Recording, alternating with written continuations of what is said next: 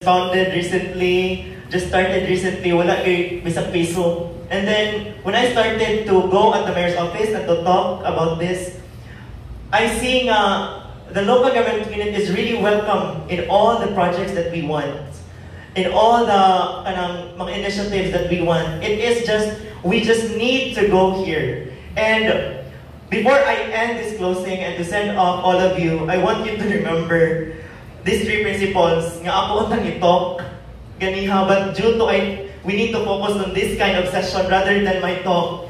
I just want you to remember that the three principles that I am living right now. First is the turning awareness into action. Awareness is just a spark, and action is the flame. Walay mo flame if wala tay awareness. So ang awareness is just a starting point. And second, collaboration over competition. Change happens faster when we work together. If we plan together, if we do it together, we create a change. Sa mapag-ingon ni kay Bongbong nahog yun nga one change can create a better life. Sa gagmay pa rin mga step can create something bigger. And then third is co-power, not just empower. Empowerment is giving power. Co-powering is building power together. So what is the purpose of our microphone here if it is not given to the youth?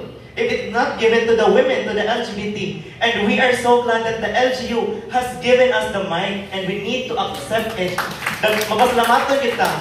And with that, it is really challenge kita to really create, to really sustain. Sasama sa gigon din ni Vice Mayor yun. Pinagbalik-balik nga environmental forum.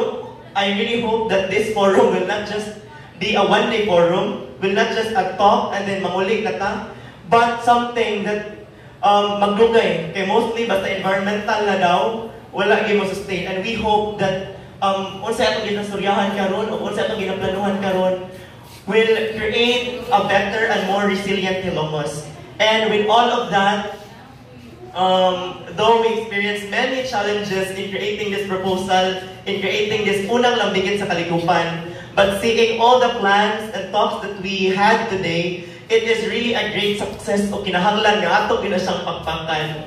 So, I think that would be all. Salamat kaayo ninyong tanan, and I hope that you feel comfortable, and we will update you soon in more activities that we plan. Daghang salamat ug angat kahilos.